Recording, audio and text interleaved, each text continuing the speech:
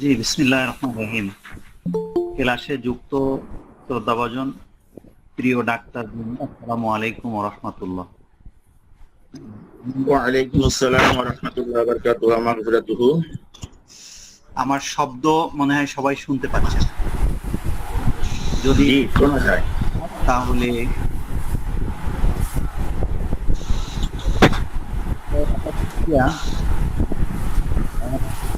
আমরা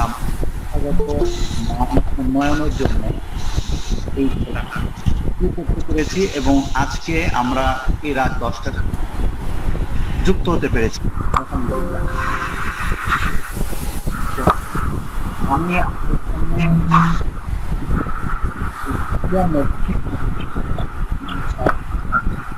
যে ভাই ভিডিও অন করে রেখেছেন, খাওয়া দাওয়া করতেছেন, আমার মনে হয় ভিডিও অফ করে খাওয়া দাওয়া করলে ভালো হয় ভাই।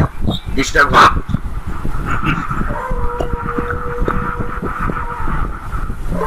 আমি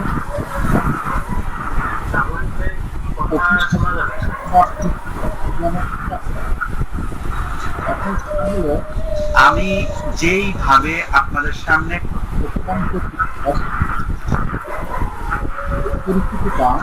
ভাই সাউন্ড ক্লিয়ার হচ্ছে না, সাউন্ড ক্লিয়ার হচ্ছে না।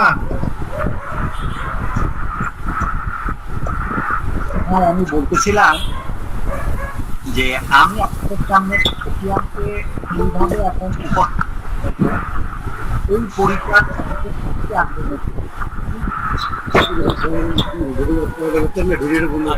আবু হানিফ ভাই, হানিফ ভাই সাউন্ড ক্লিয়ারলি শোনা যাচ্ছে না। আপনার আপনার ডিভাইসটাকে আরেকটু সামনে নিলে শোনা যাবে।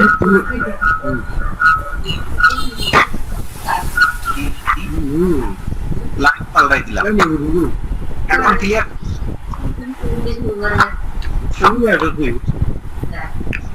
এখন ক্লিয়ার হয়েছে কিনা আমার সাউন্ড? আগের চেয়ে ভালো। এখনো পরিপূর্ণ ক্লিয়ার হয়নি। আচ্ছা, হবে। আমি আগে ছিলাম ওয়াইফাইতে, এখন চলে আসছি ডাটায়। দেখি এখন মনে হয় ভালো হবে। যে এখন মনে হয় কিছুটা ভালো হয়েছে সাউন্ডের অবস্থা। আমি আলোচনায় ছিলাম, ওখানে চলে যাচ্ছি। যে আমি আপনাদের সামনে এই ওপিয়ামকে যেভাবে এখন তুলে ধরবো, এইটা আমাদের একাডেমিক সিলেবাসে যেইভাবে ওপিয়ামকে পড়ানো হয় তার বিপরীত। এটা আপনাদের কাছে নতুন লাগতে পারে, কিন্তু নতুন লাগলেও একটু অপেক্ষা করতে হবে। আশা করি আমার আলোচনার শেষে সকলের কাছে ওপিয়ামটা পরিচিত হয়ে যাবে। তত সময় পর্যন্ত ধৈর্য রাখবেন এবং প্রয়োজনীয় প্রশ্নগুলো নোট করে রাখেন। আমি চেষ্টা করব পরবর্তীতে যদি আপনাদের কোনো কোশ্চেন আসে সেটা সলভ করে দেওয়ার। এখন ঘটনা হলো, আমাদের কাছে হোমিওপ্যাথির যে কতগুলো ঔষধ নির্বাচনের পথ আছে, যেমন রোগের অবস্থান, রোগের কারণ, তারপর রোগের বৃদ্ধি কমতি, রোগের রোগীর পছন্দ অপছন্দ, বিভিন্ন তথ্য নিয়ে আমরা ঔষধ সিলেকশন করে থাকি। দ্যাটস ওকে, এটা একটা পদ্ধতি। আর একটা পদ্ধতি হচ্ছে রোগীর ব্যক্ত করা অনুভূতিগুলোকে রুব্রিক আকারে কাজ করে রুব্রিক আমরা সফটওয়্যারে দিয়ে সর্বোচ্চ নাম্বার প্রাপ্ত মেডিসিন আমরা সিলেকশন করে থাকি। এটা একটা পদ্ধতি। আর একটা পদ্ধতি হলো হজবরলা পদ্ধতি, অর্থাৎ রোগ বিশ্লেষণ করলো এবং ওই রোগের নামে যে ঔষধ আছে সেটা দিয়ে দিল, অথবা দুইটা দিল, তার সাথে মাদার টিংচার দিল, আবার প্যাটেন্ট দিল। এই একটা আছে হজবরলা পদ্ধতি। এখন আমরা এই হজবরলা পদ্ধতিকে অ্যাকসেপ্ট করি না, আমরা একটা নিয়ম পদ্ধতির উপরে ঔষধ সিলেকশন করব। এখন আর একটা পদ্ধতি যেটা আমি আপনাদের সাথে শেয়ার করব। আমি হামিম ভাইকে বলেছিলাম যে আমার এই আলোচনা কতজনের পছন্দ হবে সেটা জানি না, তো উনিও আমাকে সাহস দিলেন আর আমি একটু আগ্রহী হলাম যে আমি বিগত প্রায় 8 বছর ধরে এই পদ্ধতিটা করছি। তো ওই সাহসে আপনাদের সাথে একটু শেয়ার করি। তাহলে চলেন আমরা যাই। এখানে আমি যদি আর একটা বিষয় বলি, যে অর্গাননে আমাদেরকে যে বিষয়গুলো বলা হয়েছে, যে প্রথমত ঔষধ সিলেকশন ক্ষেত্রে ব্যক্তিটাকে আমরা প্রাধান্য দেব, যে ওই ব্যক্তিটা কেমন, ওই ব্যক্তিটার পরিচয়, এই ব্যক্তিটার পরিচয় যখন আমাদের কাছে পরিষ্কার হয়ে যাবে, তখন ডিজিজ লোকেশন, ডিজিজ পজেশন বা এগ্রিভেশন, এমিলেরেশন এদিকে না গেলেও চলবে। আমার এই কথাগুলো, আমার একটা লিখিত বই আছে, বই সংকলিত বই আছে, ওই বইয়ের মধ্যে আমি এই বিষয়গুলো একটা হোমিও ফিলোসফি চ্যাপ্টারে উল্লেখ করেছি।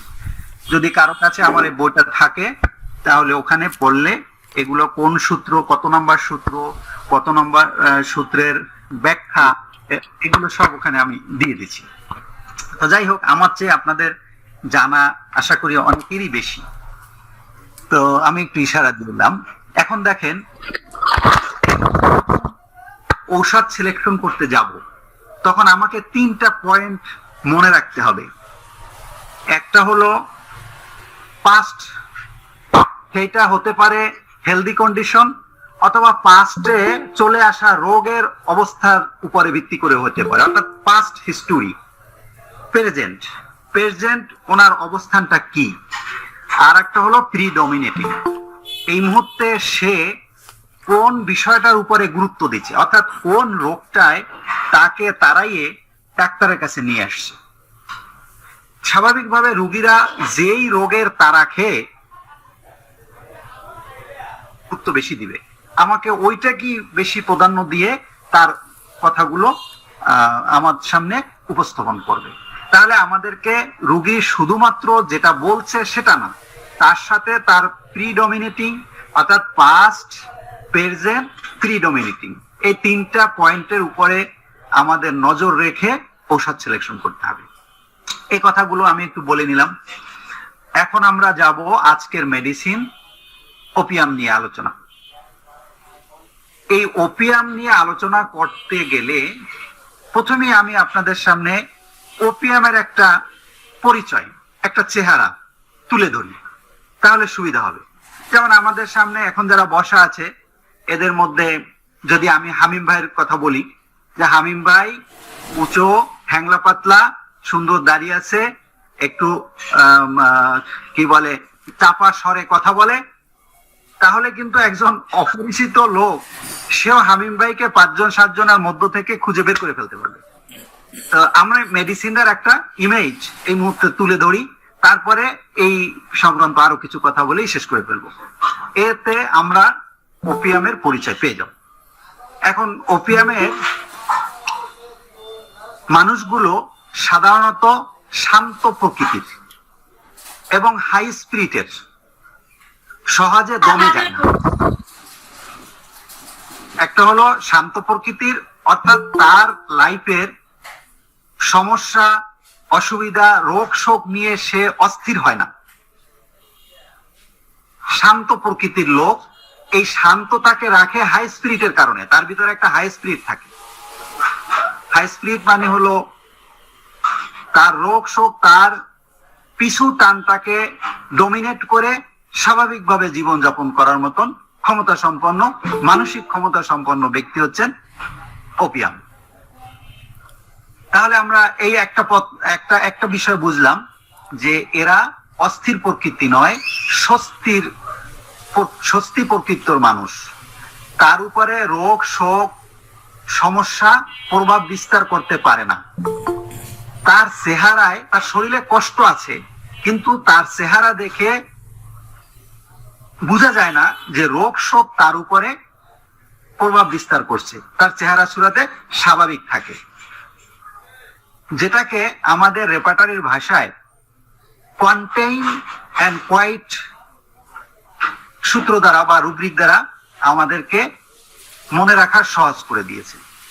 অর্থাৎ এরা শান্ত প্রকৃতির লোক, অস্থির হয় না, এদের উপরে রোগ বা বিপদ মুসিবত প্রভাব বিস্তার করতে পারে না। তাহলে এই কথাগুলোকে একসাথে কন্টেইন অ্যান্ড কোয়াইট। আরো পারি, এখানে আরেকটা রুব্রিক আছে ইনডিফারেন্স।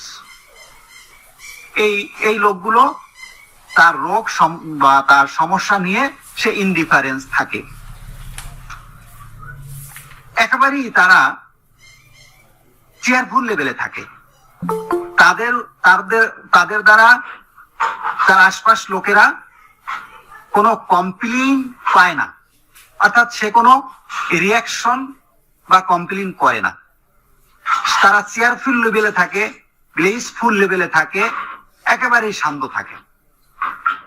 তাহলে এই বিষয়টা কিন্তু আমাদের কাছে ক্লিয়ার হয়ে গেল যে এই লোকগুলো তাদের রোগ শোক জয়ের ঝামেলা নিয়ে তারা অস্থির হয় না, শান্ত থাকে। এখন আসেন, এই শান্ত অবস্থাটা আসলে বেশি সময় থাকে না বা অল টাইম থাকে না, জীবনের শুরু থেকে শেষ পর্যন্ত থাকে না, বছরের পর বছর থাকে না। একটা সময় পর তার এই কন্টেইন লেভেলটা চলে যায়। যখন চলে যায় তখন তার ভিতরে অস্বস্তি আসে, তখন সে তার সমস্যা নিয়ে চিন্তিত হয়, তখন তার সমস্যাটা নিয়ে সে ভাবে যে এখন তো আমার চলছে, এভাবে চলতে থাকলে একটা সময় আমি আরো বেশি কষ্টে পড়ে যেতে পারি। তখন তার ভিতরে অস্বস্তি হয়, যেটাকে রেপার্টারি ভাষায় এক্সট্রা ভ্যাগেন্স বলা হয়েছে। স্বাভাবিকের চেয়ে একটু বেশি তার মধ্যে চিন্তা জগতে এসে যায় যে এভাবে চলা যায় না, এটা আমাকে ক্ষতি করতে পারে, যেটাকে ফেয়ার এক্সট্রা ভ্যাগেন্স। তার এই হচ্ছে ওপিয়ামের একটা মূল চরিত্র। এই চরিত্রের সাথে বেস করে আরো কয়েকটা বিষয় আমরা আলোচনা করলে আরো ক্লিয়ার হবে। এই তো এতটুকু আলোচনার মধ্যে আমি যেটা বুঝাতে চেয়েছি সেটা হলো এই মানুষগুলো কন্টেইন থাকে, নীরব থাকে, শান্ত থাকে। একটা সময় পর তার এই কন্টেন্ট লেভেলটা চলে যায়, তখন তার ভিতরে এক্সট্রা ভ্যাগেন্স আসে, যেটা রুব্রিক হচ্ছে ফেয়ার এক্সট্রা ভ্যাগেন্স। অর্থাৎ এখন তো আমি চলছি, এভাবে আমি চলতে থাকলে একটা সময় আমার আরো বেশি কষ্টে বেশি ভোগান্তিতে পড়তে হবে, তখন সে ডাক্তারের কাছে যায়। এখন কোশ্চেন হলো, এই কন্টেন্টটা কিভাবে ভাঙে, কিভাবে ভাঙে, কেমনে ভাঙে, কেমনে চলে যায়? এই কন্টেন্টটা ভাঙার দুইটা পথ আছে, দুইটা পথে ভাঙে, এবং এই দুইটা কারণে তার ভিতরে ফেয়ার এক্সট্রা ভ্যাগেন্স আসে। একটা হলো তার রোগ যন্ত্রণা বা সমস্যাটা সে যখন ব্লিসফুল থাকে, চেয়ারফুল থাকে বা শান্ত থাকে, কন্টেন্ট থাকে, থাকতে থাকতে একসময় হঠাৎ করে যখন রোগ যন্ত্রণাটা বেড়ে যায়, তার সহ্য ক্ষমতাটা শেষ হয়ে যায়। তার সহ্য ক্ষমতার যে একটা লিমিট, সেই লিমিটটা যখন ক্রস করে, তখন তার ভিতরে এক্সট্রা ভ্যাগেন্স আসে বা সে ডাক্তারের কাছে যায়। তার ওই কন্টেন্ট লেভেলটা ভেঙে গেছে। কখন ভেঙে গেছে? মানুষের ধৈর্যের তো একটা সীমা আছে, সীমা অতিক্রম করলে তখন সে মনে করে যে এখন আমার ডাক্তারের কাছে যাওয়া উচিত, আমি এভাবে নীরব থাকতে পারি না। এই একটা পদ্ধতি বা এই একটা পথে তার কন্টেন্ট লেভেলটা চলে যেতে পারে। আর একটা পথ হচ্ছে, কেউ তাকে নাড়া দিল, কোন একজন তাকে বলল যে তুমি এই রোগ নিয়ে এরকম যে নীরব আছো, তোমার এই গ্যাস্ট্রিক, তুমি যে খাচ্ছ দাচ্ছ ঘুরছ, চিকিৎসা নিচ্ছ না, একটা সময় কিন্তু তোমার এই গ্যাস্ট্রিক আলসার হবে, এমন আছে তোমার ক্যান্সার হয়ে যেতে পারে। তখন তার কন্ট্রোল লেভেলটা ভেঙে যায়। এখানে যদি আমরা আরেকটু মনে রাখার জন্য বলি,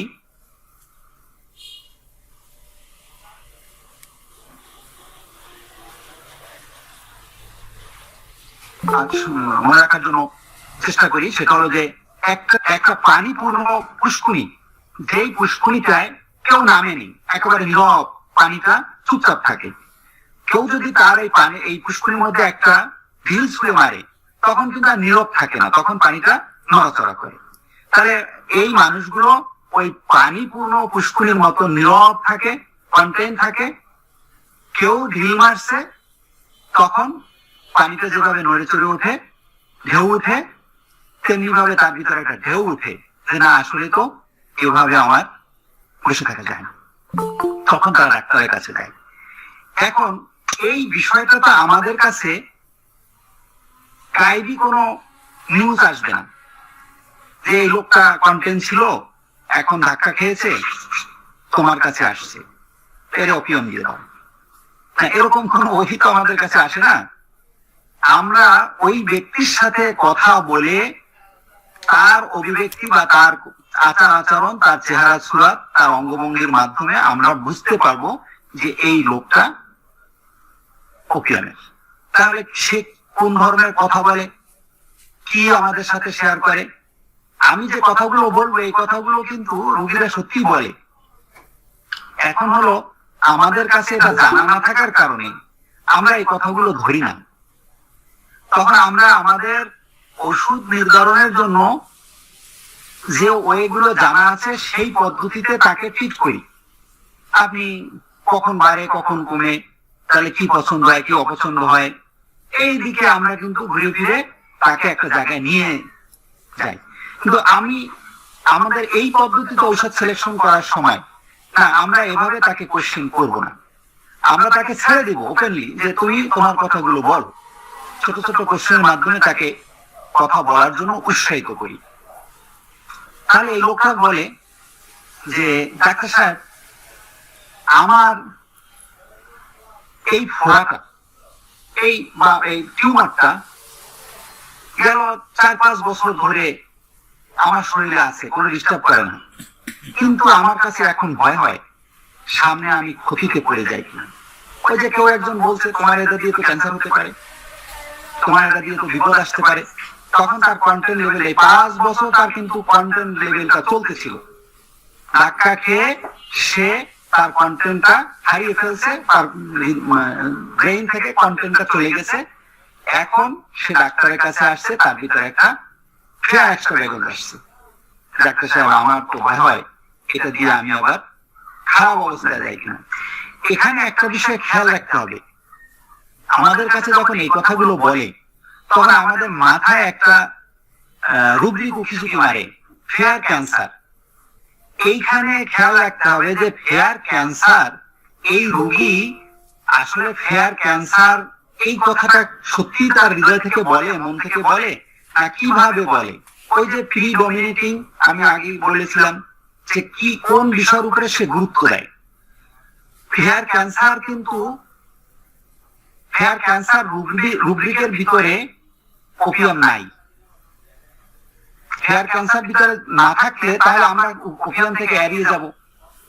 বিষয়টা ওইভাবে না, চিন্তা করতে হবে যে এই লোকটার কন্টেন্ট লেভেলটা ছিল কিনা, এখন তার ভিতরে কি অবস্থা তৈরি হয়েছে, তার ভিতরে একটা অস্বস্তিকর অবস্থা তৈরি হয়েছে, সে এটা নিয়ে এক্সট্রা ভ্যাকেন্সি আছে, খারাপ হয়ে যায় যেতে পারে। ফেয়ার কিন্তু ফেয়ার এক্সট্রা ভ্যাকেন্সি, তার ভিতরে ভয় ঢুকছে সামনে খারাপ কিছু হতে পারে, ক্যান্সারের মতন এরকমের জটিল একটা অবস্থায় চলে যেতে পারে। তার এখানে মূল বিষয়টা হচ্ছে ফেয়ার এক্সট্রা ভ্যাকেন্সি।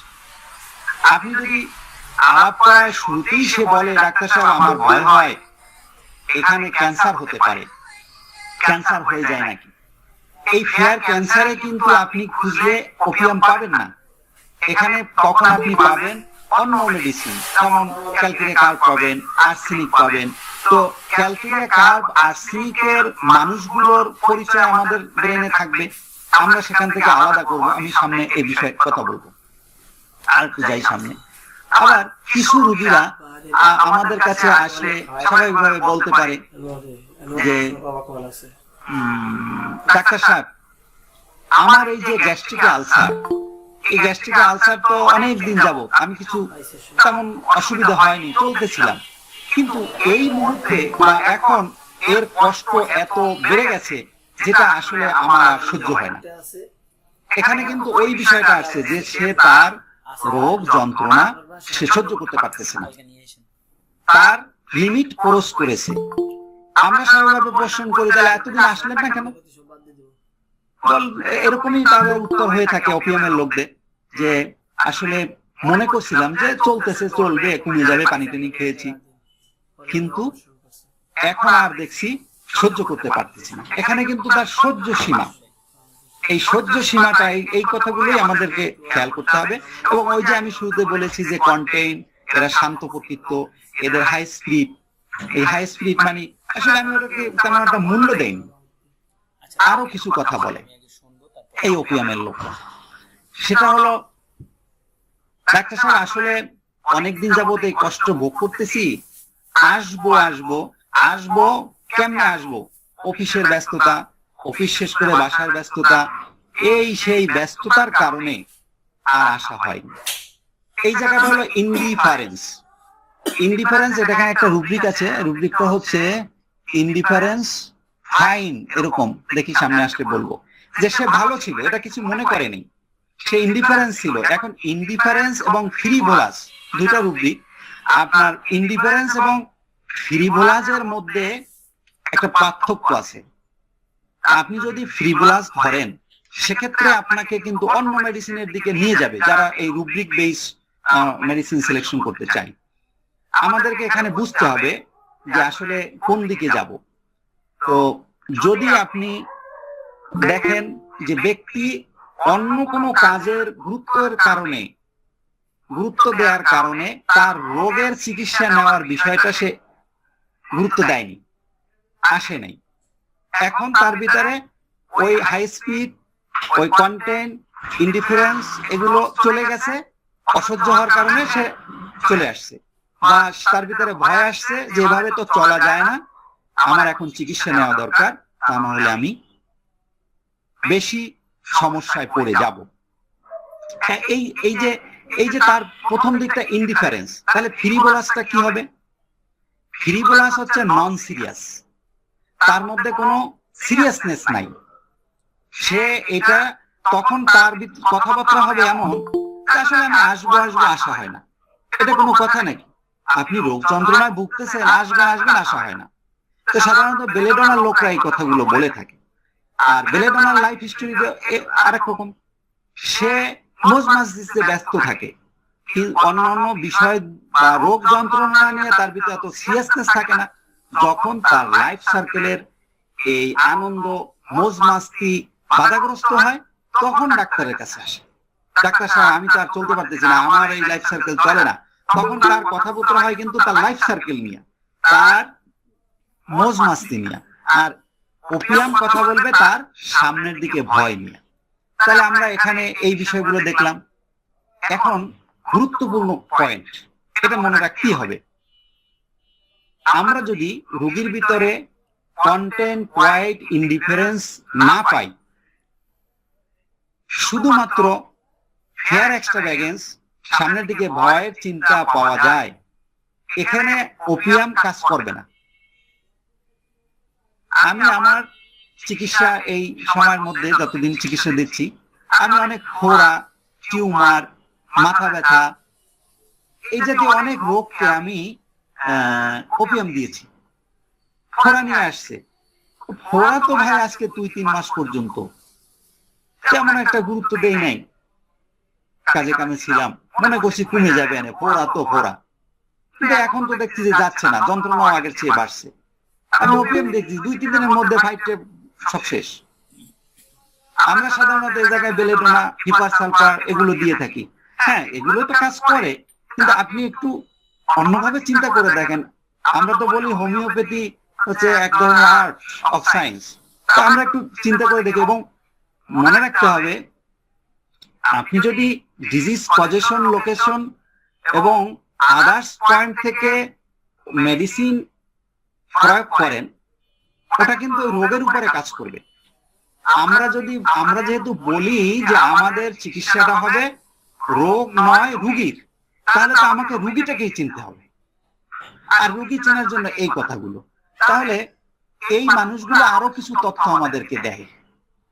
এর সাথে যখন আমরা গল্প করব, কথা বলবো, অর্থাৎ এই কথাগুলো তো হচ্ছে তার জন্য ঔষধ সিলেকশন। এই লোকরা বলে যে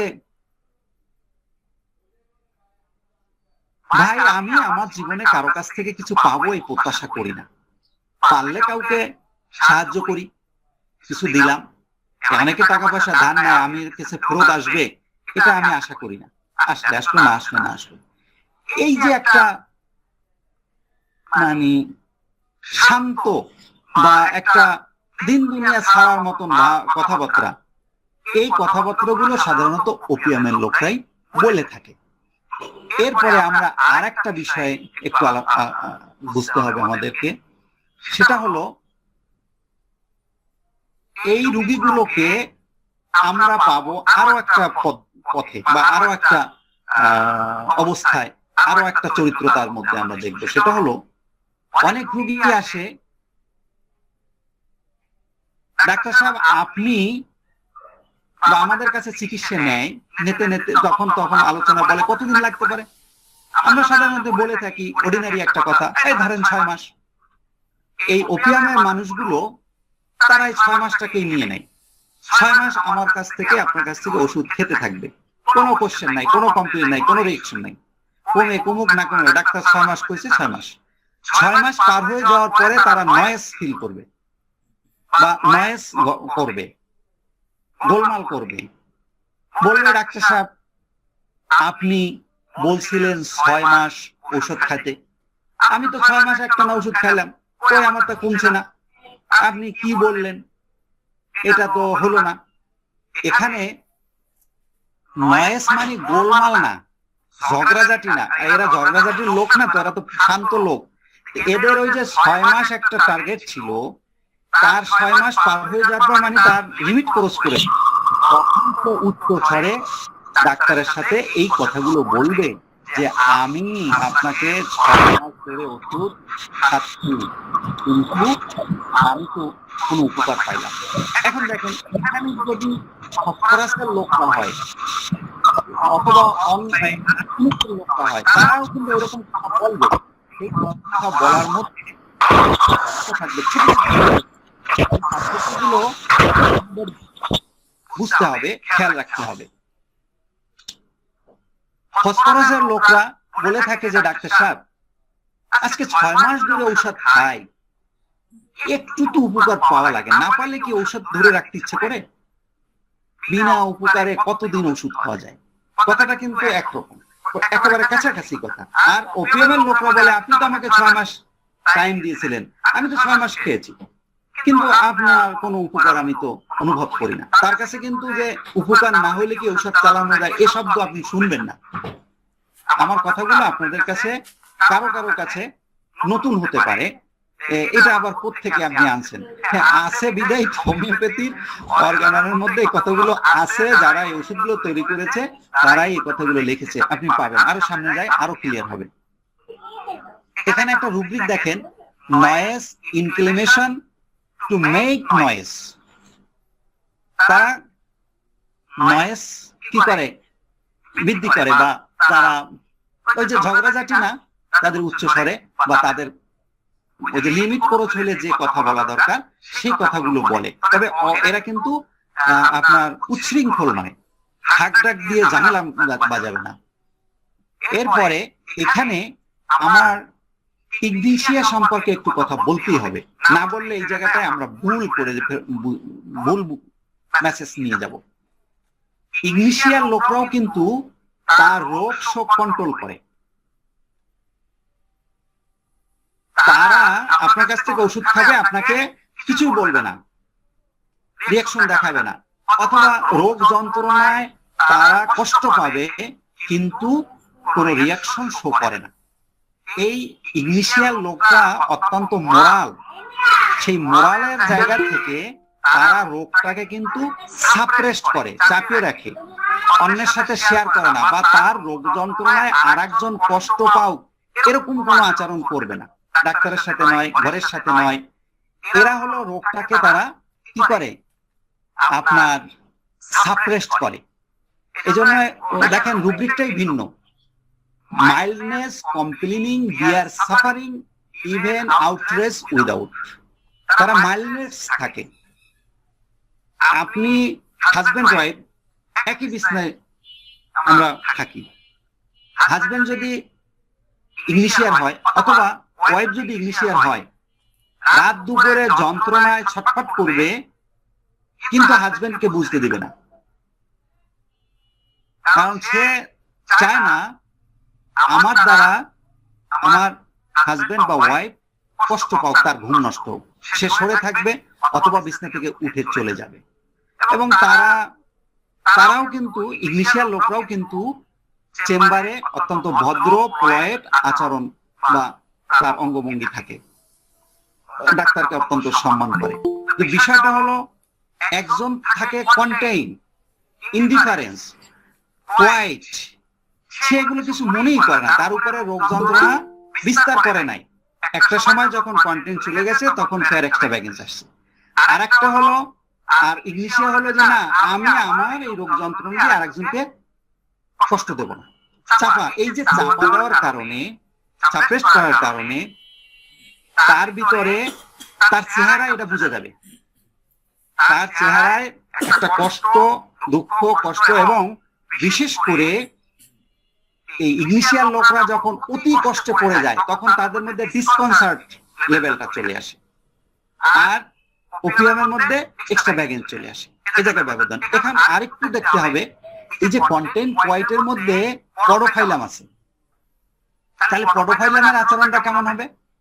পডোফাইলাম হচ্ছে শান্তি শৃঙ্খলা রক্ষা করার জন্য সে তার কষ্ট চলে, কিন্তু সেটা কারোর সাথে শেয়ার করে না, বা তার এই কষ্ট অন্যজনে বুঝতে পারে না।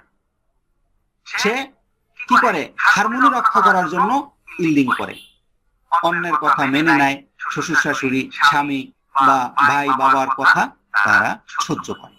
এখানে হলো পেইনলেস ডায়রিয়া, অর্থাৎ ব্যথাযুক্ত ডায়রিয়া। তার কষ্ট চলতেছে কিন্তু সে সেই কষ্টটাকে কাউকে বুঝতে দেয় না, হারমোনি রক্ষা করার জন্য। এই যে বিষয়গুলো, তখন ও এই পডোফাইলামের লোকরা কিন্তু আমাদের সাথে তাদের ইনার ফিলিংস গুলো বলবে, শাশুড়ি বাড়ির কথা বলবে, স্বামীর বাড়ির কথা বলবে। সে সর্বশেষ বলবে একটা কথা, যে আসলে কি করার ভাই, সবই ভাগ্য, আল্লাহর উপরে ছেড়ে দেয়।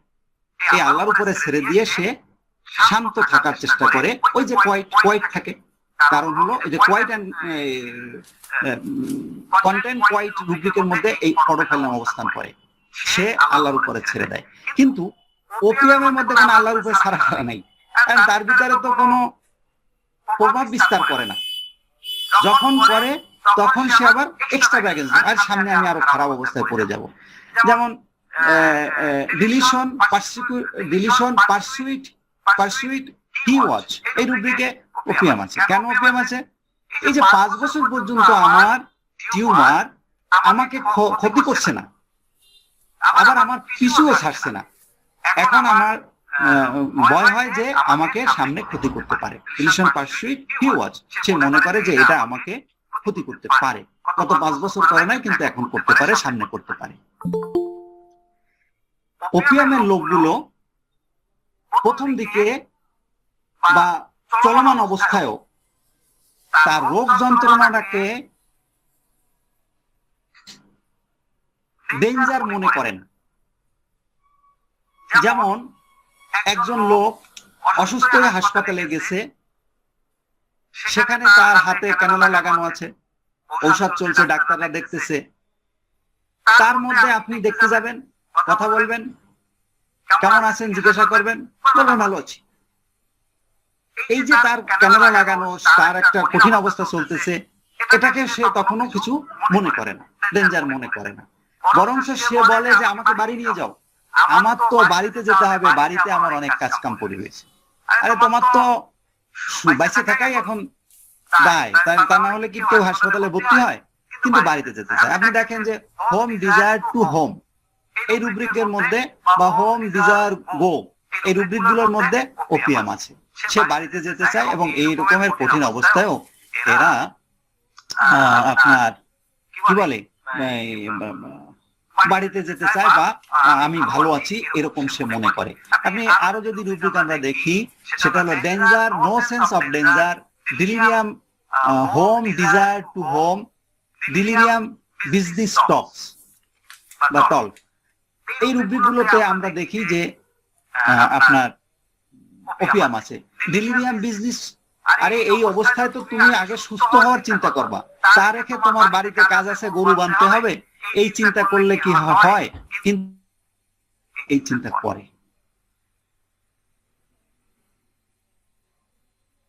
ওই আমি আরেকটা রুব্রিক বলছিলাম না, আপনার ভালো আছি, এই যে ওয়েল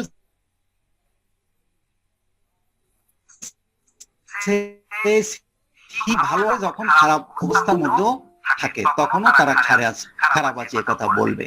আপনি দেখেন যে ওপিয়ামের লোকরা 103-4 ডিগ্রি জ্বর নিয়ে তারা চুপচাপ থাকে, কোন প্রকার হইহুল্লা চিল্লাচিল্লি ওরে আরে এগুলো বলে না। অর্থাৎ ওই তার মধ্যেও পেইনলেস অবস্থা চলে, পেইনলেস কন্ডিশনের কারণে এরা এই নীরব থাকে, চুপচাপ থাকে বা ওরকমের আপনার কষ্ট প্রকাশ করে না, তাদের মধ্যে কোনো কষ্টের ছাপ দেখা যায় না। তাহলে আমি আরো একটু বিষয় আলাপ করি, এই বিষয়টা একটু গুরুত্বের সাথে আমরা খেয়াল করলে আমরা ওপিয়ামকে চিনতে পারবো। এটা হলো এদের মধ্যে একটা এমব্রাসমেন্ট আছে। এই এমব্রাসমেন্টটা শো করে দুই তিনটা ঘটনা আমি বলি। সেটা হলো যে এরা আপনার ধরেন একজনের চুল পড়ে যাচ্ছে, একজনের এখানে একটা ফোড়া আছে, নানান কিছু সমস্যা থাকে মানুষের, যে সমস্যাগুলো ওই ওপিয়ামের মানুষের কাছে একটা বিব্রতকর অবস্থা। তার সার্কেলে যখন সে যায়, তখন আমার চুল পড়ে গেছে, আমার চেহারায় মেস্তা পড়ে গেছে, এটা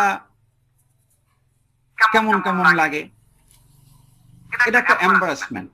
এখন এমবারাসমেন্ট হলেই যে ওপিয়াম হবে তা নয়, এখানে একটু পার্থক্য আছে। পার্থক্যটা আলোচনা না করলে এটা ক্লিয়ার হবে না। সেটা হলো এই এমবারাসমেন্ট দিয়ে রোগ হয় না, বিব্রত বোধ করে। এটা হলো ইনডিগনিশন, রুব্রিকটা হলো জেনারেল এমবারাসমেন্ট, ইনডিগনিশন, ডিসকমফোর্ট জেনারেল। অর্থাৎ সে নিজে নিজে তার সার্কেলে একটা বিব্রতকর অবস্থার মধ্যে পড়ে। সেটা অন্য কেউ তাকে বলছে এ কারণে না, এটা কিন্তু নিজের থেকে সে ফিল করে। তবে এটা দ্বারা সে রোগাক্রান্ত হয় না। আপনি এলিমেন্টস ফ্রম ডিসকমফোর্ট, এটার মধ্যে কিন্তু ওপিয়াম নাই। এলিমেন্টস ফ্রম এখানে হলো ইনডিগনিশন, ডিসকমফোর্ট জেনারেল। আপনি যদি এলিমেন্টস ফ্রম ইনডিগনিশন এই রুব্রিকে যান, তাহলে দেখবেন যে সেখানে মোটা দাগে স্টেফিসিগ্রি সহ আরো বেশ কতগুলো মেডিসিন আছে। তো হ্যাঁ, আমার টাইম তো শেষ, আমি আরেকটু কথা না বললে তো হবে না। আর 5 মিনিটে দেখি আমি শেষ করে দিতে পারবো ইনশাল্লাহ। তো কারণ ওই যে আদা বললে একটু মনে হয় যেন অসম্পূর্ণ থেকে যাবে। আমি শেষ করতে চাচ্ছি এভাবে যে এই যে ইনডিগনিশন, ডিসকমফোর্ট জেনারেল, এই জায়গাটাও আমাদের খেয়াল করতে হবে। অনেক রোগীরা আমাদের কাছে আসে না, অন্য কাউকে, স্ত্রীকে দিয়ে বা অন্য কাউকে দিয়ে ঔষধ নেয়, বন্ধুকে দিয়ে ঔষধ নেয়। কারণ সে এমন একটা রোগে ভুগতেছে, ডাক্তারের কাছে বলতে তার লজ্জা লাগে, কোন একটা পার্টে তার সমস্যা। তো এখন এটা ডাক্তারের কাছে কেমনে বলবো? এটা হচ্ছে ইনডিগনিশন, ডিসকমফোর্ট জেনারেল। আর এলিমেন্টস ফ্রম ইনডিগনিশন যদি আমরা খুঁজি তাহলে দেখি, তাহলে কিন্তু সেখানে ওপিয়াম নাই, সেখানে ওই স্টেফিসিগ্রি সহ আরো বেশ কিছু মেডিসিন আছে। ডিলিশন, ডিসঅর্ডার, অবজেক্ট অ্যাপিয়ারেন্স, অর্থাৎ তার সবকিছু একটা ডিসঅর্ডারে চলতেছে, সে এটা মনে করে। সে আপনার তার ভিতরে একটা বিশৃঙ্খল অবস্থা সে মনে করে। এখানে আরো অনেক কথা, এত কথা বলা যাবে না, যেহেতু আমার সিগন্যাল এসে গেছে। আমি এই মেডিসিনের শিশুদের একটু পরিচয় দিয়েই শেষ করে দেই। আরো কিছু পার্থক্য ছিল স্টোমোনিয়ামের সাথে, আপনার বেরোনিয়ার সাথে, এগুলো এখন আর বলা যাবে না। তাহলে আমি বাচ্চাগুলো কেমনে আমরা চিনবো?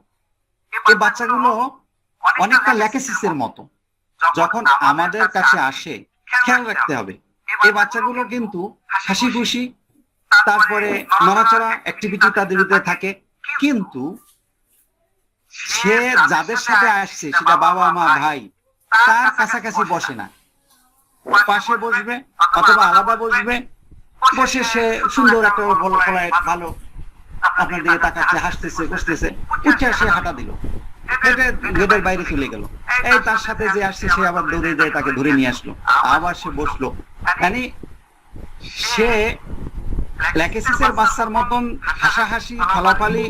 ল্যাকেসিসের বাচ্চার মূল পরিচয় হলো তারা নিজেরা আনন্দ লয় এবং অন্যকে আনন্দ দেয়। ওপিয়ামের বাচ্চাগুলো ওরকমই, কিন্তু সে অন্যকে আনন্দিত করে না, নিজের মতন ব্লিসফুল থাকে, নিজের মধ্যে চেয়ারফুল থাকে। এজন্য আপনি দেখবেন যে এরা গা ঘেঁষে বসবে না তারা, এবং বাসায়ও এই বাচ্চাগুলো আপনার মা বাবা বলবে যে আমাদের সাথে অত বেশি জোরে না। আবার এখানে নাচবমও আছে, নাচবমের লোকরাও বাচ্চারাও মা বাবার সাথে বসে না, কিন্তু নাচবমের ফিলিংসটা আলাদা বা পরিচয়টা আলাদা। এই বাচ্চাগুলো আপনার আমাদের কাছে আসলে এটা আমরা অবজারভেশনের মাধ্যমে আমরা দেখব, এবং তার বাবা মা আমাদেরকে বলবে যে বাচ্চাগুলো আমাদেরকে অত জ্বালায় না, তার রোগ শোক নিয়ে সে অত বেশি আমাদের সাথে কমপ্লেইন করে না। তো আপনার এখান থেকে আমরা এদেরকে চিনতে পারবো। আমরা এখানে বেলেডোনার কথা একটু মনে হয়, বেলেডোনার বাচ্চাগুলো এরকমই অনেকটা করে, কিন্তু বেলেডোনার বাচ্চাগুলো হচ্ছে একটু হাবাগোবা টাইপের, কিছুটা ফেয়ারলেস, এই বোকাটে টাইপের। এ কারণে বেলেডোনার বাচ্চাগুলো এটা সেটা ধরবে, টেবিলের কলম, পেপার ওয়েট, আপনার যা আছে এগুলো দেখবে, ধরবে, কিন্তু সে কারোর কাছে কোনো কথা কম বলবে না। আর ল্যাকেসিস ধরবে না, সে ঘুরে ঘুরে দেখবে, আপনাকে জিজ্ঞাসা করবে আঙ্কেল এটা কি, ওটা কি, ওটা কি। এই যে ব্যবধানগুলো, এই ব্যবধানগুলো আমাদেরকে মনে রাখলেই আমরা সঠিক ঔষধে পৌঁছে যেতে পারবো। আমি আমার ওই সংকলিত একটা ম্যাথমেটিক আছে যেখানে অনেক লেখা আছে, সেখান থেকে আমি একেবারে চুম্বক কথাগুলো আপনাদের সামনে তুলে ধরলাম। এ দ্বারা যদি আপনারা কিছু উপকৃত হতে পারেন আলহামদুলিল্লাহ। আমি আমার কথা এখানে শেষ করছি, যেহেতু আমার 3 মিনিট ওভার হয়ে গেছে, 45 মিনিট পর্যন্ত আমার টাইম ছিল। আমি সবাইকে ধন্যবাদ জানাচ্ছি এতক্ষণ আমার এই কথাগুলো শুনেছেন। এ দ্বারা যদি উপকৃত হন, একজন রুগ্ন মানুষ উপকৃত হয় আপনার আমার মাধ্যমে, আমরা যেন নাজাতের ওসিলা হিসেবে আল্লাহর কাছে পাই। সবাইকে ধন্যবাদ। আল্লাহ হাফেজ। আলহামদুলিল্লাহ, অসংখ্য ধন্যবাদ আমাদের ডাক্তার আবুল ইসলাম ভাইকে। অনেক সুন্দরভাবে ওপিয়ামের বর্ণনা করছেন। এই পর্যায়ে ওপিয়ামের উপর কেস প্রেজেন্টেশন করার জন্য অনুরোধ করছি আমাদের ডাক্তার মহিউদ্দিন।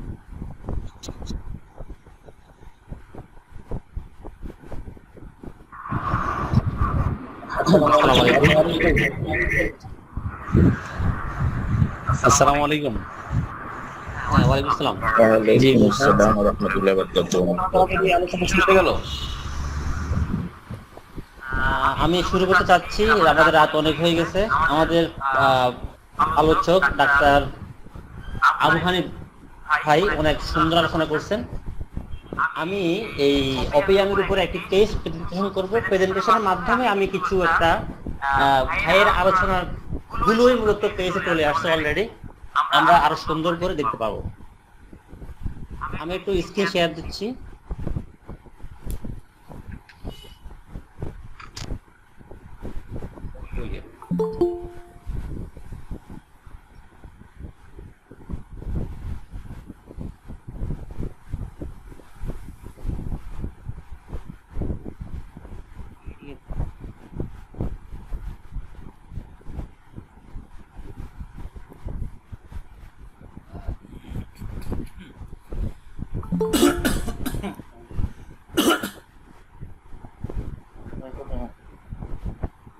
ঠিক আছে,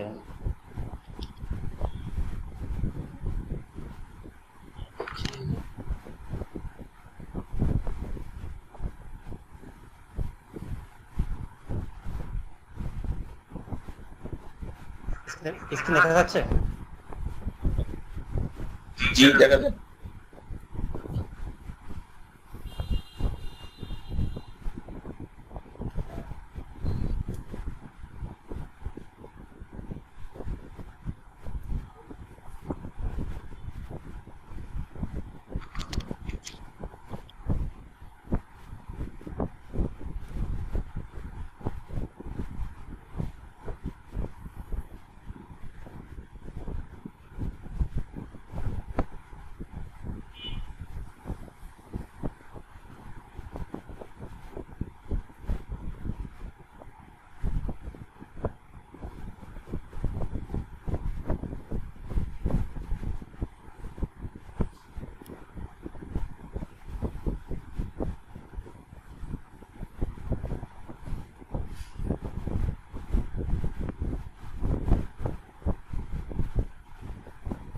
একটা স্লাইডে দুইটা কেস, এই জন্য সমস্যা হচ্ছে আমাদের। এই যে এটা হচ্ছে ওপিএম এর case.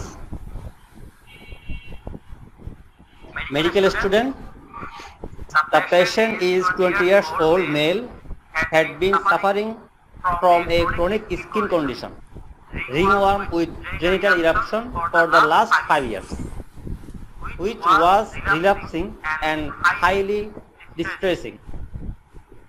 He received multiple treatments from reputed physicians, which only brought temporary relief with repeated recurrence. অর্থাৎ এই পেশেন্ট 5 বছর ধরে রিংওয়ার্মে ভুগতেছেন এবং পাশাপাশি তার জেনিটাল এরিয়াতে ইরাপশন, ইভেন তার শরীরেও ইরাপশন ছিল, চুলকানি ছিল অনেক। এটাই তার মেইন কমপ্লেন।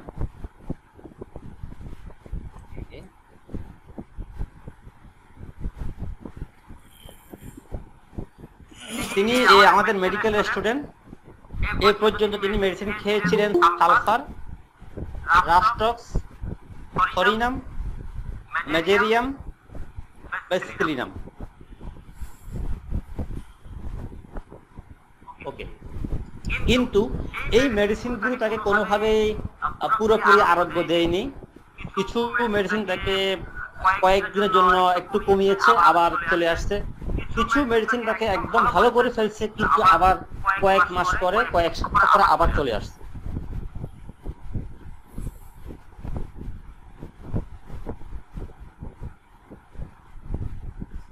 এটা হচ্ছে পেশেন্টের ভিজুয়াল পিকচার।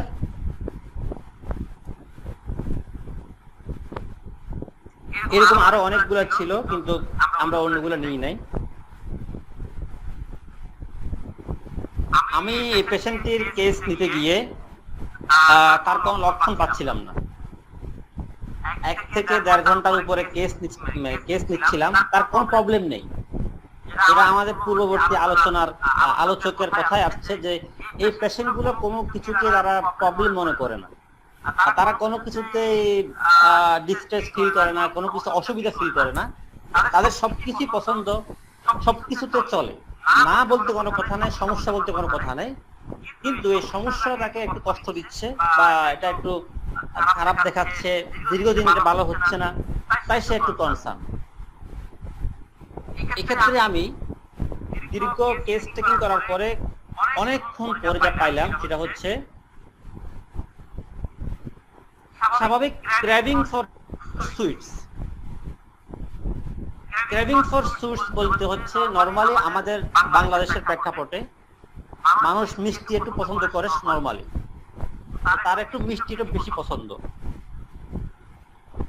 তারপর হচ্ছে লিঙ্কিং ফর ফিশ, সে একটু মাছ পছন্দ করে। তারপরে রূপবিস হচ্ছে normal sleep, perspiration, stool and urination pattern, অর্থাৎ অন্য তার সবকিছু নরমাল। আমি তার কোনো কিছুতে, তার ঘুমে, তার প্রস্রাব পায়খানায়, তার ঘাম, তার স্বপ্ন, কোনো কিছুতে আমি তার কিছু পেলাম না। লাস্ট পর্যায়টা হলো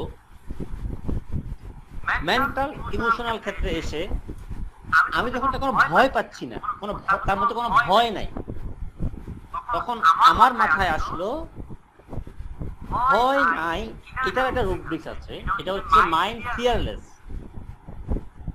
এই যে ক্লুটা আমি পাইছি কিন্তু প্রায় 1 ঘন্টা পরে।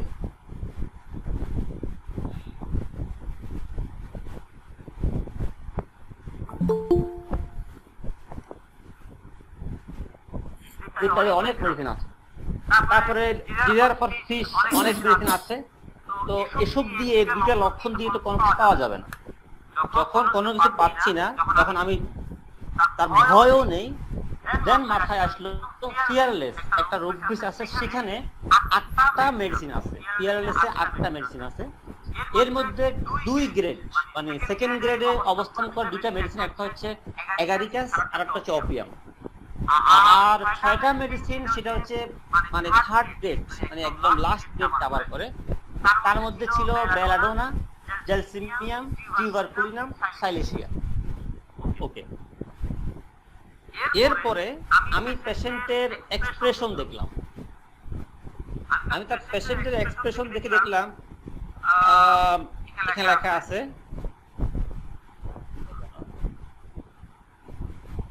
এই রুব্রিক্সটা আসে নাই নাকি? ওকে, আসছে। Face expression or looking, face expression or looking, অর্থাৎ এই পেশেন্টের দেখতে তার বয়সের তুলনায় তাকে একটু বয়স্ক বেশি মনে হয়। এখানে মেডিসিন আছে মোটামুটি অনেকগুলো মেডিসিন আছে, তার মধ্যে ওপিয়াম হচ্ছে ফার্স্ট গ্রেডে, ওপিয়াম এবং আর্সেনাইট এগুলো ফার্স্ট গ্রেডে। তার মানে আমি এখানে আরেকটা ক্লু পেয়ে গেলাম, যদিও ওপিয়াম তার রিং ওয়ান কভার করে নাই। অতঃপর এই যে আরেকটা কথা, তার কোনো রুব্রিক্স পাচ্ছি না আমি, তার কোনো সমস্যা পাচ্ছি না, দ্যাটস হোয়াই এখানে রুব্রিক্স কভার করে হচ্ছে ব্লিসফুল ফিলিং। ব্লিসফুল ফিলিং বলছে। আরেকটা রুব্রিক্স আছে যেটা ভাই বলছিল, পেইনলেসনেস ইউজুয়ালি পেইনফুল কমপ্লেইনস। এটা ওপিয়ামের একটা সুপার গ্রেডিং লক্ষণ, মানে এটা ফার্স্ট গ্রেডের চাইতে উপরে। আমার পূর্ব আলোচক একটা কথা বলছিলেন, ওপিয়ামের পেশেন্ট জ্বরে ভুগলেও 103 ডিগ্রি 4 ডিগ্রি জ্বরে ভুগলেও তার মধ্যে কোনো ধরনের মানে কষ্ট, কোনো ধরনের হাই হুতাশ, কোনো ধরনের ডেলিরিয়াম এগুলো কাজ করে না। তো সেই যে আসলে ওপিয়ামের, এটাকে আমি কনফার্ম করার জন্য আমি তাকে জিজ্ঞেস করলাম যে তোমার লাস্ট জ্বর কবে আসছে? তখন সে বললো যে আমার 2-3 মাস আগে জ্বর আসছিল 104-5 ডিগ্রি, কিন্তু আমার কাছে ফিল হচ্ছিল না। এখন জ্বর বেশি, তাই এটা আম্মু বাড়ি থেকে একটু কথাবার্তা বলতেছিল, চিন্তা করতেছিল, তাই আমি ওষুধ খেলাম। তার মানে এখানে বিশাল একটা ইন্ডিকেটিং সিমটমস আমি পেয়ে গেলাম। এরপরে হচ্ছে মাইন্ড ব্লিসফুল ফিলিং। সেখানে দেখলাম যে তার কোনো ধরনের সমস্যা, লাইফে কোনো ধরনের ঘাত প্রতিঘাত, অ্যাংজাইটি অথবা বিপদ আপদ এই কোনো কিছুকে ফলো করে না। দ্যাটস হোয়াই আমি নিলাম যে মাইন্ড ব্লিসফুল ফিলিংস। এখানে মাত্র 2টি মেডিসিন আছে, একটা হচ্ছে নাক্স কস্টেটা আর একটা হচ্ছে ওপিয়াম, এবং ওপিয়াম এখানে ফার্স্ট গ্রেড অপশন করে। এই হলো মোটামুটি face expression or looking, skin eruption, herpetic, fish desire নিলাম এগুলা।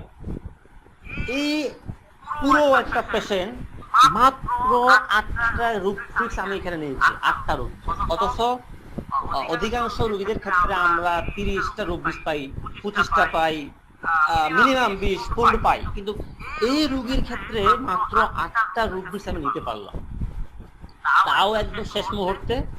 এটা আমার অবজার্ভিং আইডিয়া থেকে, আইকিউ থেকে। ইতিপূর্বে পেশেন্ট আরো অনেক বড় বড় ডাক্তার দেখাইছেন, অনেক বড় বড় মেডিসিন খেয়ে আসছে অলরেডি, বেসিলিনাম, সালফার, ফরিনাম, সাইলেশিয়া, সেগুলো খেয়ে আসছে। এর মধ্যে তাকে আমি মানে একটা মেডিসিন দিয়ে ভালো করবো, তা তো খুবই কঠিন ব্যাপার সেটা। যাই হোক, আমি পেশেন্টের এই যে লক্ষণগুলো পেলাম, এই লক্ষণগুলো পাওয়া মানে আমি এগুলা কনফার্ম হলাম যে পেশেন্টটা আসলে এই ধরনের। আমি কনফার্ম হি ইজ ব্লিসফুল, তার মধ্যে কমপ্লেইন নেই, এবং তার ফেস লুকিং ওল্ড। আমি আরো কনফার্ম হলাম হি ইজ ফিয়ারলেস। আমি মোটামুটি কনফার্ম হয়ে গেলাম যে সে আসলে ওপিয়ামের। তারপরেও আমি ভিজুয়াল কম্পাস অনুসরণ করি, এটা আমি এটাকে রেপার্টরি করছি। এখন রেজাল্ট কি আসে দেখি।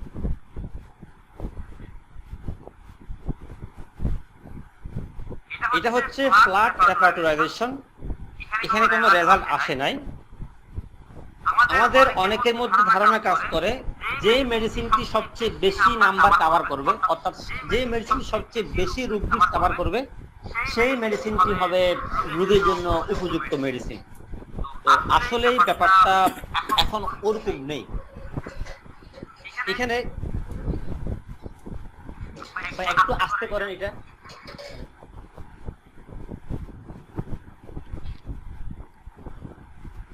দেখেন এখানে মেডিসিন প্রথমে হচ্ছে সিট্রিক অ্যাসিড, তারপরে sepia, causticum, calcarea, lycopodium, phosphorus, natrum mur, sulphur, arsenic, merc sol, তারপরে আসছে অপিয়াম।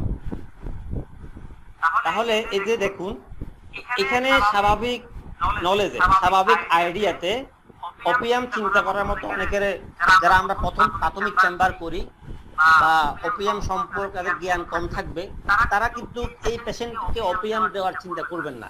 মানে চিন্তা করবেন না বলতে, অপিয়ামকে আবিষ্কার করতে পারবেন না। কিন্তু অপিয়ামকে আবিষ্কার করার যে একটা থিওরি আমার পূর্ববর্তী আলোচক সুন্দরভাবে বলে দিয়েছেন, আমি এটাকে প্র্যাকটিক্যালি দেখাই দিচ্ছি আসলে বাস্তবতা কতটুকু।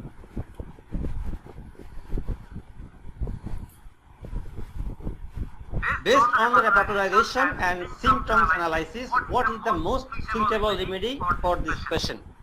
যদিও এখানে আমার মানে অ্যান্সার ফাঁস হয়ে গেছে, এখানে এটা বলে লাভ নাই। এখন দেখা যাক রেজাল্টে আসলে কি দেখা। দেখুন এখানে অলরেডি আমাদের রেজাল্টে সলভে অপিয়ামকে আগে নিয়ে আসছে।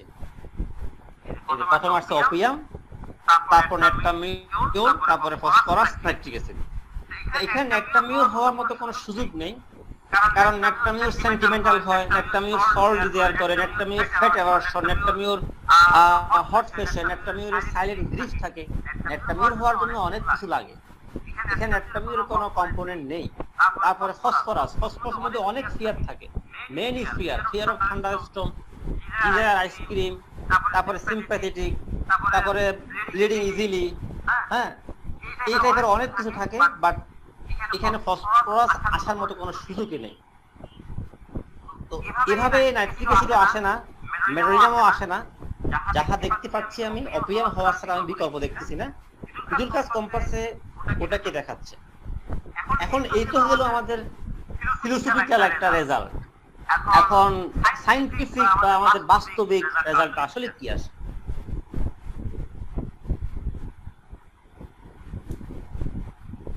হিলিং জার্নি সবাই আশা করে দেখতে পাচ্ছেন স্ক্রিনে। প্রথম ছবিটি কেমন, তারপরে ছবিটি কেমন। এখানে কিন্তু কোনো গ্রাফাইটিস মলম ব্যবহার করা হয়নি, কোনো ক্যালেন্ডুলার মাদার টিনচার ব্যবহার করা হয়নি, কোনো পেট্রোলিয়াম ব্যবহার করা হয়নি।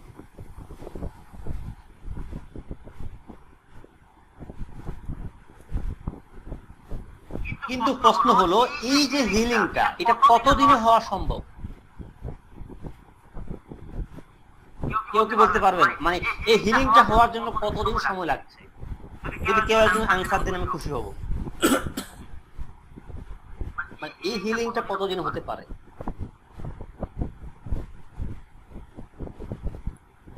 স্যার 3 সপ্তাহ। 3 সপ্তাহ। আমি একটা কলেজে আমি একটা ওয়েবিনার করছি, অবশ্যই কেউ যদি সেখানে উপস্থিত থাকে তারা বলতে পারবে। অ্যান্সার মোটামুটি সঠিক, ধন্যবাদ। দেখি কি বলে এখানে। First treatment improvement. The patient report a rapid and magical improvement of the eruption, notably within 2 to 3 days after taking of the medicine.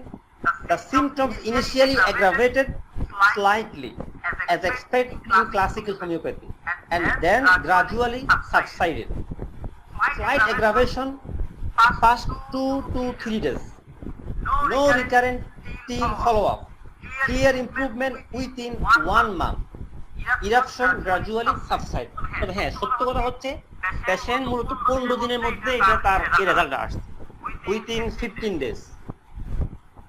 যদিও আমার এডিটর এটাকে 1 মাস করে দিছে, কিন্তু পেশেন্টের আরোগ্যের প্রসেসটা 15 দিনের মধ্যে মোটামুটি অনেকটা সেরে গেছে।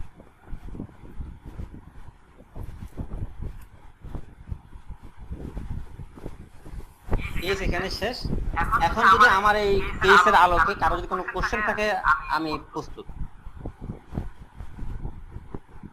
ওপিএম নিয়ে যে আলোচনা হয়েছে এবং যে কেস প্রেজেন্ট করা হয়েছে, কারো যদি কেসের উপরে অথবা আলোচনার উপর কোনো কোশ্চেন থাকে কোশ্চেন করতে পারেন। সাউন্ড কম, আর একটু জোরে বলেন।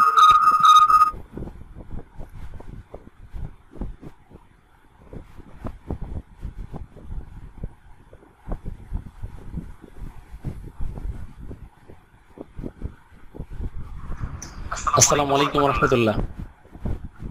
ওয়ালাইকুম আসসালাম। আপনি কোশ্চেন জি, আমাকে শুনতে পাচ্ছেন ভাই? জি শোনা যাচ্ছে। জি, আমার দুটো কোশ্চেন। ফার্স্ট কোশ্চেন হচ্ছে why do skin complaints happen in opium?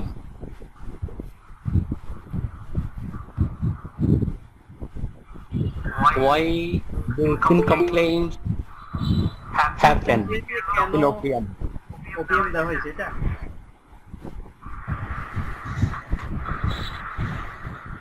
ভালো কোশ্চেন। স্কিন কমপ্লেনে কেন অপিয়াম দেওয়া হলো, এটা হচ্ছে কথা। না, কেন কেন কেন ঘটে ওপিয়ামের ক্ষেত্রে যে স্কিন কমপ্লেইন্স যে দেখা দিল, এটা কেন দেখা দিল? ও, এটা দেখা দিল কেন? আপনার প্রশ্নটা হচ্ছে মানে অপিয়ামের ক্ষেত্রে স্কিন কমপ্লেন দেখা দিল কেন, সেটা? Number one. জি, নাম্বার ওয়ান। আর নাম্বার টু হচ্ছে এই যে 2 সপ্তাহের মধ্যে এত দ্রুত যে ভালো হলো, আমরা levels of health and magnetic perspective. I would like to know about levels of health and magnetic perspective. Please. ওকে, আমি বলতেছি। প্রথম কথা হচ্ছে যে কোনো পেশেন্টের ক্ষেত্রে, যে কোনো মেডিসিনের রোগীর ক্ষেত্রে যে কোনো রোগ তৈরি হতে পারে, যে কোনো রোগ। এখানে কোনো প্রবলেম হওয়ার কথা না। আর যাদের লেভেল অফ হেলথ ভালো থাকে তাদের মূলত ডিজিজ গুলো সুপারফিশিয়ালি আক্রান্ত হবে, তারা ফিজিক্যালি আক্রান্ত হবে। এই পেশেন্টের লেভেল অফ হেলথ ভালো বলতে কেন বুঝলাম আমি, অ্যাকর্ডিং টু বিটল গাছ থিওরি লেভেল অফ হেলথ, বিটল গাছ বলতেছে আমরা জ্বর দিয়ে লেভেল অফ হেলথকে আমরা নির্ণয় করি। যাদের জ্বরের তীব্রতা বেশি, মানে জ্বর উঠে যাদের তাপমাত্রা বেশি উঠে, তাদেরকে আমরা বলি মানে ভালো লেভেল অফ হেলথ। অর্থাৎ কোন পেশেন্টের যদি 4 বছর 3 বছর 2 বছরের জ্বর না আসে, বাট তার শরীরে বিভিন্ন বড় রোগ আছে, তার জ্বর নাই, তাহলে আমরা ধরে নিই তার লেভেল অফ হেলথ খুব নিচে। আর যদি মোটামুটি তার সাধারণ সর্দি কাশি জ্বর মাঝে মাঝে আসে, আপনি ভালো হয়ে যায়, কিন্তু তার বছরে 2-1 বার 102-3 ডিগ্রি জ্বর আসে বা 4 ডিগ্রি জ্বর আসে, তখন আমরা ধরে নিই পেশেন্ট লেভেল 1 বা লেভেল A তে অবশ্যই অবস্থান করে। লেভেল A এর গ্রুপ A তে না হোক B বা C দেশে অবস্থান করতে পারে, বা 2-3 অবস্থান করতে পারে। এই পেশেন্টের লেভেল অফ হেলথ খুব ভালো, কারণ তার 3 মাস আগে তার জ্বর উঠছে 104 ডিগ্রি। এই পেশেন্টের অন্য কোনো প্যাথোলজি নেই, তার স্কিন ডিজিজ ছাড়া তার কোনো কিডনি, হার্ট অথবা তার কোনো emotional problem, mental problem, sadness, anxiety, তারপরে ডেলিরিয়াম, ডেলিউশন, ফিয়ার, অর্থাৎ তার mental level free, emotional level free. সেই খুবই বিন্দাস হাসি খুশি মানুষ, কিন্তু তার স্কিন ডিজিজটা একটু দেখা দিচ্ছে গত 5 বছর থেকে। দেখা দেওয়ার বিভিন্ন প্রেক্ষাপট থাকে, যেমন আমাদের সে হলে থাকে, ক্যাম্পাসে থাকে, সেখানকার পানি অথবা কনজেস্টেড এরিয়া সবকিছু মিলে তার এখান থেকে তার যে কোনো ভাবে এটা আক্রান্ত হতে পারে। কিন্তু পেশেন্ট যেহেতু কনস্টিটিউশনালি ওপিএম এর পেশেন্ট, এতদিন তাকে যতগুলো মেডিসিন দেওয়া হলো তার কোনো মেডিসিন তাকে কাজ করে না। যখন তার একদম পূজা পয়েন্ট একটা ওষুধ করলো কনস্টিটিউশনালি, তখন পেশেন্টটা দ্রুত এই রোগটা ছেড়ে গেছে। আশা করি মানে মায়াজম। এখানে আসলে আমাদের বাংলাদেশের প্রেক্ষাপটে মায়াজম নিয়ে বিভিন্ন তথ্য আছে। এই তথ্যগুলো আমি নতুন করে বুঝতেছি না, সেটা হচ্ছে আমি বিটুল গাছের অনুসরণ করি। তথ্য অনুযায়ী যে কেস দেখার জন্য অথবা মেডিসিন প্রেসক্রাইব করার জন্য মায়াজমটা খুব বেশি ইম্পর্টেন্ট না। অন্য কথা হচ্ছে আমরা মেডিসিনকে সিলেকশন করি 4টা স্ট্র্যাটেজিতে। প্রথম স্ট্র্যাটেজি হচ্ছে টোটালিটি অফ সিম্পটম, মানে যদি কোনো পেশেন্টের ক্ষেত্রে আমরা একটা মেডিসিনের টোটালিটি পেয়ে যাই, টোটালিটি, সেক্ষেত্রে বলেই আমরা তাকে টোটালিটি বেস করে মেডিসিন দিলাম। কিন্তু বর্তমানের প্রেক্ষাপটে টোটালিটি পাওয়া যায় না, বর্তমানে পাওয়া যায় না। টোটালি না পাওয়া যায়, তারপরে স্টেজ হচ্ছে এসেন্স। যদি এসেন্স আমরা না পাই, তারপরের প্রেক্ষাপট হচ্ছে কিনোটস, মানে টোটালিটি পাওয়া গেল না, এসেন্স পাওয়া গেল না, তখন আমরা কোন মেডিসিনের কি নোট আছে আমরা সেইটাকে কেন্দ্র করে মেডিসিন দিই। এরপরে যদি কি নোট না পাই, তখন আমরা বলি পজিশন। এই পজিশনে আসলে তখন মায়াজম আসে, অর্থাৎ পেশেন্টের মধ্যে আমরা কোনো টোটালিটি পাচ্ছি না, এসেন্স পাচ্ছি না, কি নোট পাচ্ছি না, কোনো মেডিসিনের কোনো কিছু নেই। তখন আমরা চিন্তা করি পেশেন্টটা কোন মায়াজমের, কারণটা কি, রোগটা কেন হলো, এই পেশেন্টের ফ্যামিলি হিস্ট্রিতে কোনো টিউমার আছে কিনা, কোনো ক্যান্সার আছে কিনা, অথবা টিউমার আছে কিনা, তখন আমরা ওই বেস কোন গনোরিয়া আছে কিনা, তখন ওই স্পেসিফিক পজিশনাল মেডিসিন চিন্তা করি। যদি পজিশন না পাই, তখন আমরা খুবই এসেনশিয়াল। এই যে আলোচনাটি আমি মাত্র 2 মিনিটে বললাম, এটা আসলে 2 মিনিটের আলোচনা না, আপনারা হয়তো বুঝতে পারেন নাই। কথা হচ্ছে, যখন আমরা এসেন্স অনুযায়ী প্রেসক্রাইব করব, কি নোটস অনুযায়ী প্রেসক্রাইব করব, তখন আসলে আপনা আপনিতে মায়াজম চলে আসে। কারণ প্রতিটি মেডিসিনের মধ্যে 3টি মায়াজম থাকে, এমন কোনো মেডিসিন নাই সে মাত্র 1টি মায়াজম কভার করতে। অধিকাংশ মেডিসিনে সোরা, সিভিলিস, সাইকোসিস কভার করতে। তাহলে এখানে আমি কিভাবে বুঝবো তাকে আমি মেডিসিনটি এই মায়াজমকে কেন্দ্র করে দিব? মূলত বিকেল কাছে কথা হচ্ছে, মায়াজম কেন্দ্র করে ট্রিটমেন্ট দেওয়ার কোনো প্রয়োজন পড়ে না। যখন আপনি সাইটটি স্ট্র্যাটেজি ফলো করবেন, তখন অটোমেটিক ভাবে মায়াজম চলে আসবে। মায়াজমকে ভিন্নভাবে চিন্তা করার কোনো কারণ হয় না, কোনো প্রয়োজন হয় না। মায়াজম সম্বন্ধে তো উনি আলোচনা করেছেন, এমনকি ক্রনিক ডিজিজের উপরে উনি বলেছেন 1828 সালে যে ক্রনিক ডিজিজ হ্যানিম্যানের লেখা। আমি মায়াজম পড়ছি সূত্র নাম্বার 79, সেখানে বলা হয়েছে সিফিলিস এবং সাইকোসিস সম্পর্কে। সূত্র নাম্বার 80 সেখানে বলা হয়েছে সোরা সম্পর্কে। সূত্র নাম্বার 81 সেখানে বলা হয়েছে ডেভেলপমেন্ট অফ সোরা। এখানে হ্যানিম্যান যখন তিনি আর্টিফিশিয়াল ডিজিজ সম্পর্কে আলোচনা করেন 7 নম্বর সূত্রে, ট্রু ক্রনিক ডিজিজ মানে মায়াজমেটিক ডিজিজ সম্পর্কে আলোচনা করছেন 79 নম্বর সূত্রে। কিন্তু এই 77, 78, 79, 80, 81 কোন সূত্রের মধ্যে মায়াজম হ্যানিম্যান বলে নাই যে আমাদেরকে মায়াজম ধরে ট্রিটমেন্ট করতে হবে। উনি বলছেন রোগের কারণ হতে পারে। একটা হচ্ছে আর্টিফিশিয়াল ক্রনিক ডিজিজ, যেগুলো মানুষ তার মেইনটেইনিং করে তৈরি করে, মেডিসিন খেয়ে তৈরি করে, এগুলো হচ্ছে আর্টিফিশিয়াল ক্রনিক ডিজিজ। আর যেগুলো মানুষের পূর্ব থেকে তৈরি হয় জিনগত ভাবে, বিভিন্ন ভাবে, এগুলো বলা হচ্ছে ক্রনিক মানে ট্রু ক্রনিক ডিজিজ, যেগুলো বিভিন্ন মায়াজম থেকে আসে। কিন্তু হ্যানিম্যান বলে নাই যে বচ্চ তোমাদেরকে এই মায়াজম ধরে ট্রিটমেন্ট করতে হবে, বরং তিনি বলছেন এটা হচ্ছে রোগের একটা কারণ। আমাদের দরকার হচ্ছে রোগের সিমটমসটাকে কি করা, দূরীভূত করা। ফান্ডামেন্টাল পাওয়ার যেটা ছিল ম্যাজমেটিক পাওয়ার। জি ওকে, আমি বুঝতে পেরেছি। জি ওকে, ধন্যবাদ। জি আপনাকে। আরেকজন ছাত্র ছিলেন, দেখতে পাচ্ছেন, কারো যদি প্রশ্ন থাকে বলতে পারেন।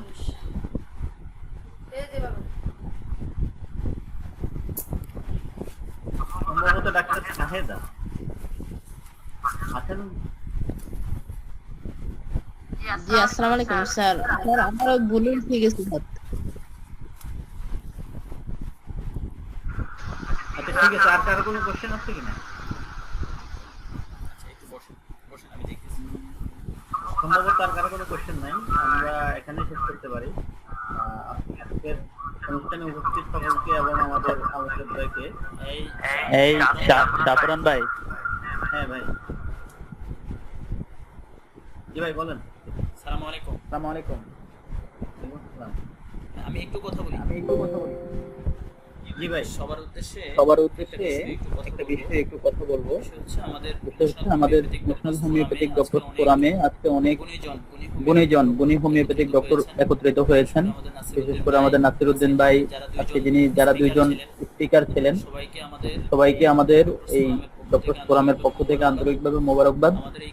আমাদের এই ক্লাস প্রত্যেক সপ্তাহের মঙ্গলবার এবং হচ্ছে শুক্রবার আমরা রাত 10টায় শুরু করি, রাত 10টা থেকে 11টা পর্যন্ত আমাদের টাইম। তার থেকে একটু অংশ হয়তো বেড়ে যেতে পারে, হয়তো 11টা, 11:30 বা 11:30 পর্যন্ত চলে। তো আপনাদের সবাইকে আন্তরিকভাবে মোবারকবাদ যারা সবাই উপস্থিত হয়েছেন। আগামী শুক্রবার হচ্ছে আমাদের ক্লাস ইভ্যালুয়েশন অফ সিমটমস এর উপরে।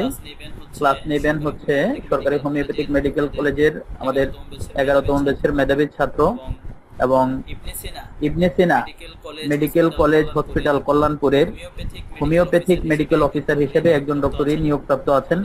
আমাদের ডক্টর মকসুদ বিল্লাহ ভাই ক্লাস নেবেন। উনি অনেকের কাছে আগে থেকেই পরিচিত, খুবই এক্সপার্ট হোমিওপ্যাথ। আমরা ইনশাল্লাহ আগামী ক্লাসে সবাইকে আন্তরিকভাবে মোবারকবাদ জানাচ্ছি ক্লাসে।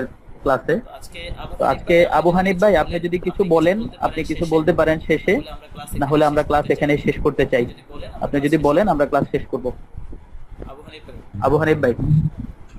জি ভাই, আমি আর কিছু বলার নেই, তবে আমি যে আলোচনা করেছি এখানে দুইটা তথ্য বাদ পড়ে গেছে। এখন এই তথ্য দিতে আরো 2-4 মিনিট লাগে, কিন্তু আমার এই আলোচনায় আপনাদের কোনো উপকার হবে কিনা, তাহলে আমি আরো 5 মিনিট দুইটা তথ্য উপস্থাপন করব, তা না হলে আমি করব না। এটা সবাই চর্চা করেন না, এটা আমি জানি। আচ্ছা, আপনি তো মোটামুটি অনেকটুকু আলোচনা করছেন। আমরা মোটামুটি সবার উপরে ছেড়ে দিই, ক্লাস অনেক রাত হয়ে গিয়েছে, তো আমরা এখানে শেষ করতে চাই। যদি আমরা আবার একদিন আপনাকে সময় দিব, সুযোগ দিব ইনশাআল্লাহ। একটা মেডিসিন তো অনেক বড়, তার মধ্যে আমাদের 2টা পার্ট ছিল, আরো সময় দিলে হয়তো ভালো হতো, দিতে পারিনি। আজকে মনে হয় এখানে শেষ করলে অনেক রাত হয়ে গেছে ভাই। আজকে আমরা এখানে শেষ করব। ঠিক আছে ভাই, শেষ করে দেন। জাযাকাল্লাহ। জি শাহপুরান ভাই আপনি শেষ করে দেন ইনশাআল্লাহ। আসসালামু আলাইকুম। সকলকে আন্তরিক ধন্যবাদ জানিয়ে সামনের ক্লাসে উপস্থিত হওয়ার আমন্ত্রণ জানিয়ে আমরা এখানে শেষ করছি। আসসালামু আলাইকুম ওয়া রাহমাতুল্লাহি ওয়া বারাকাতুহু। ওয়া আলাইকুম আসসালাম ওয়া রাহমাতুল্লাহি ওয়া বারাকাতুহু।